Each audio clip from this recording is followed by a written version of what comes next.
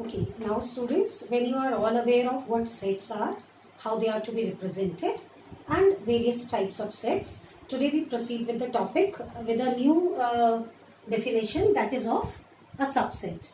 If you look at the term itself, it tells a lot about itself. Subset, okay, that means that sounds like something contained in something else. So if I assume A and B are two sets such that every element of A is an element of B.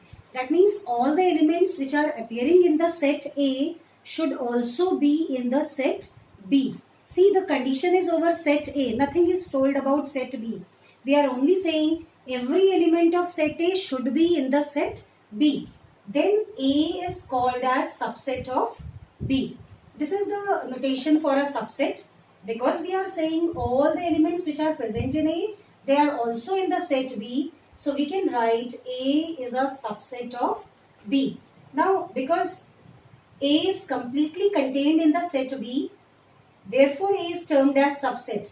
What about B? Because B contains the entire A, so B will be termed as superset of A.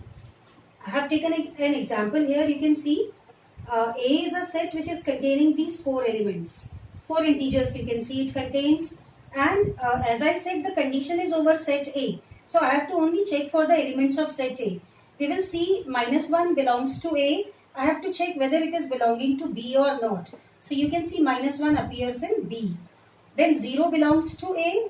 It appears in B also. 1 belongs to A. It belongs to B as well. 2 belongs to A and 2 belongs to B. So see, in general, this is the general way of writing. If you remember, initially I gave you various notations. This is the symbol for all. Okay, here the number of elements in A can be easily counted. They are 4, but A can be an infinite set. We cannot list. It is possible we are not able to list all the elements. So in that case, the general form is very handy. So we can say for all X belonging to A.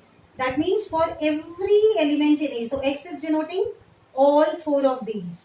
For all X belonging to A, we find X is belonging to B. See, whether X is -1, 0, 1 or 2, all are belonging to the set B. So when this condition is met, that every element of A belongs to another set, then A is said to be the subset of B.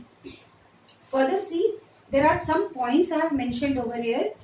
First one, two sets A and B are equal. In the previous sessions, we have done equality of set.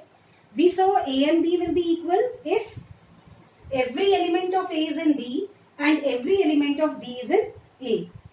Sorry.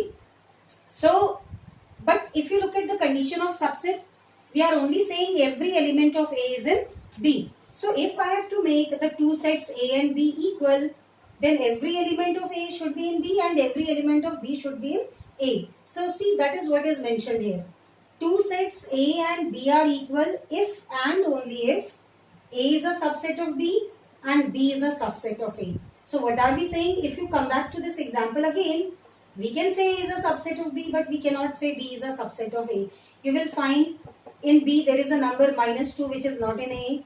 There is a number 5 which is not in A. So only this condition is fulfilled here. So if I have to make these two sets equal, then B should also be a subset of A.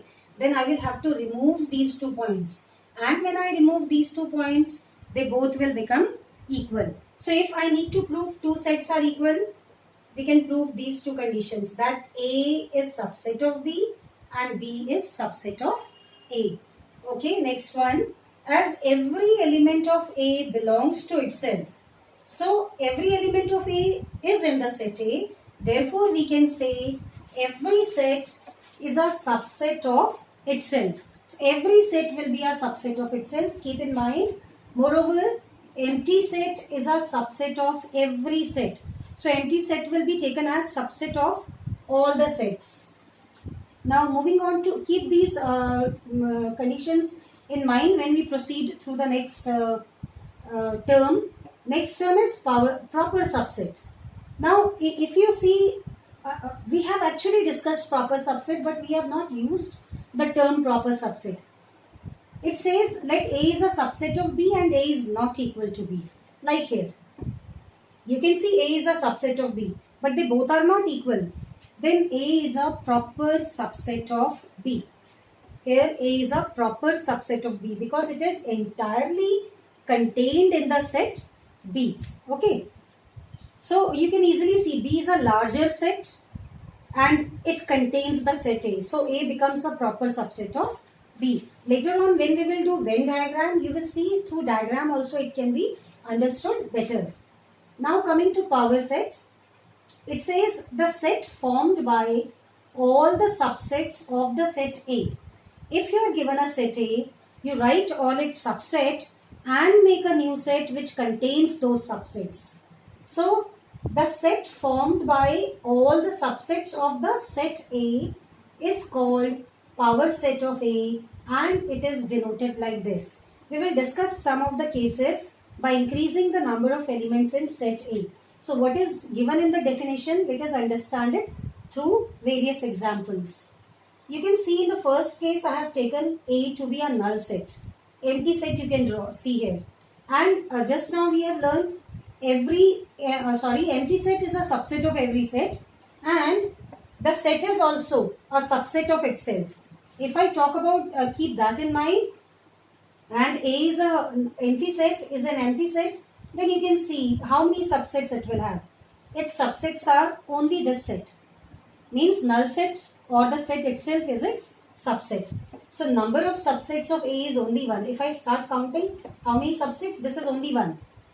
We can write 1 as 2 to the power 0. This I will explain you later why it is converted into this form.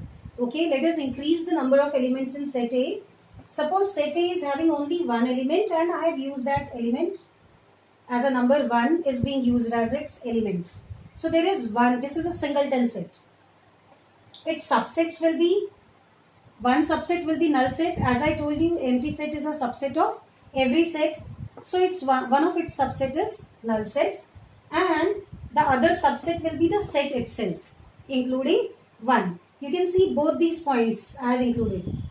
Okay, in this case. So total number of subsets are only 2, which can be written as 2 to the power 1. Now this can be better understood when I increase the number of elements in A. Suppose A contains 2 elements, 1 and 2. Let us write its subsets and then count how many are they.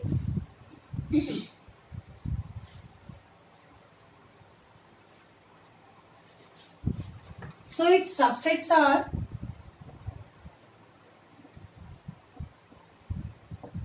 start from the smallest one. We know null set is a subset of every set. So null set, no element. Now I will write those subsets which contain exactly one element. So this is a newly formed subset which contains only one element of A, which is 1. I can have one more such set. I can have 2 singleton sets as the subset of this. Okay. Whatever number of possible subsets you can make, you have to make. Then set containing no element of A, set containing one element of A. If I increase the number of elements, the next subset will be 1, 2. That is the set itself. So you will see in every case null set and the set itself is a subset of itself. Count how many are these? So number of subsets is 4, which we can even write as 2 to the power 2.